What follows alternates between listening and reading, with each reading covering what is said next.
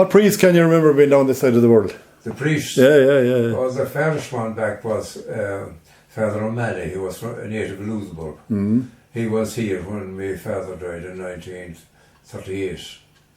And did he go to Westport eventually? Eamon O'Malley, no? I don't know where he was moved to now. Yeah. Okay, go on, yeah. But Father O'Malley, the next man that came after him was Father Verla. I think he was from Hollymount or somewhere up there, or Ballandoyne, somewhere up there. But after that, they were shifted. They seemed to be in it a good while. After that, they were shifted. There was a Father MacLean, there was a Father Kennedy, there was we had a Father Heresy, Father Heresy from Westport for a while. That's not so long ago. Then we had a Father Kinney, a Father Burke, and we had a Father, the fellow from Cashel, the young lad. He's gone up to Dublin now. He was a bit of a... Father Holden, isn't it? Father Horden? We had Father Holden was Newport. Newport. That's how I met Nora, my wife. She worked for him in Newport. Oh, did you? Okay, yeah. So, But is Newport your church here, it is? Newport is the Burshul is the parish, and Newport, Mulranny and Tirnair is in the Burshul parish. And which church would you go to mostly? We'd go to Tirnair. Tirnair. Yeah. But the Newport priest covers that, does he? He does now. He has the whole lot. Yeah, but at that time, he only done Newport. We had a man in Tirnair and Mulranny. One for each place, there was. Yeah. Okay, right. Yeah.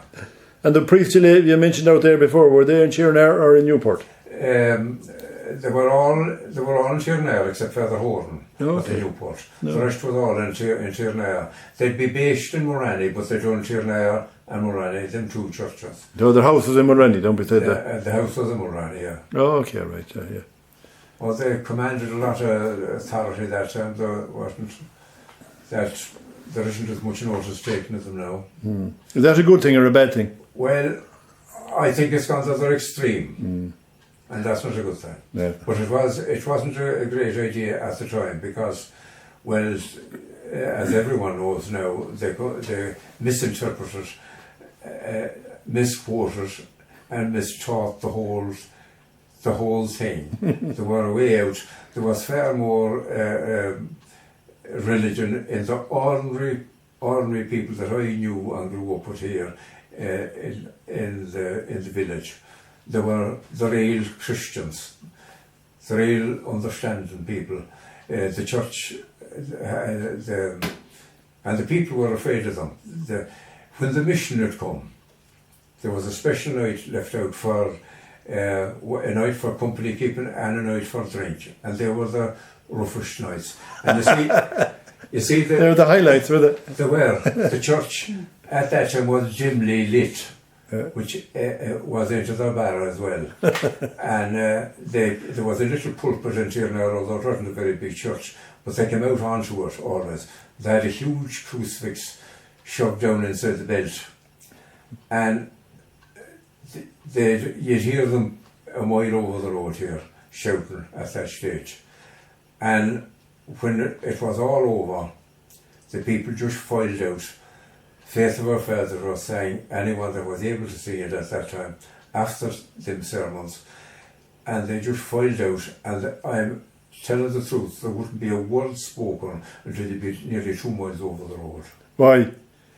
Everyone with their own thoughts and thought they were going to hell before morning. There was no in between. It's all. So. Were there many young girls getting pregnant that time? Not many, and anyone that did, they were almost named from the altar, and that was wrong.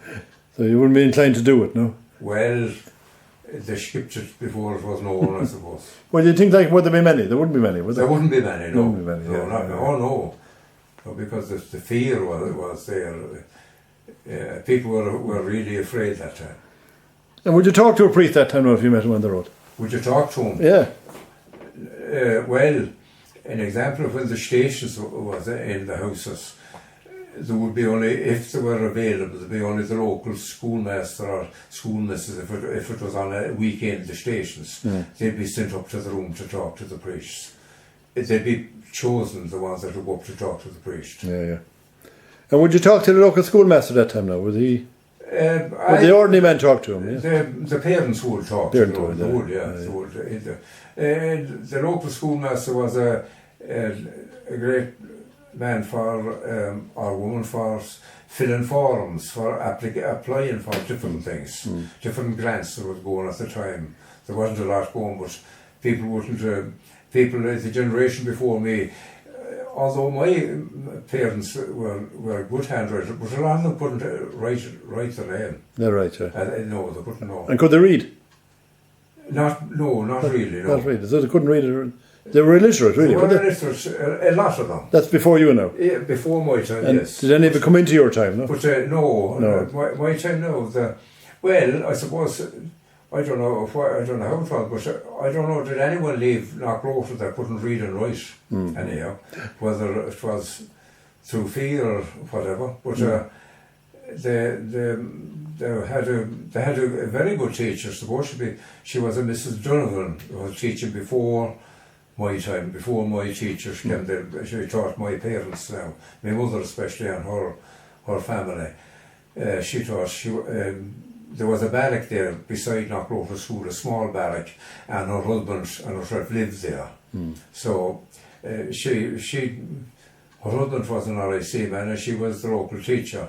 But she taught that generation, and she was supposed to be very good teacher. But I suppose that time there wasn't much value in education because they had to work. On education, there wasn't. They had to work, yeah. No. They had to go out and work up the bog. They had to work. Whether they were at home or abroad, they had to work wherever they went. They had to work, yeah. Yeah.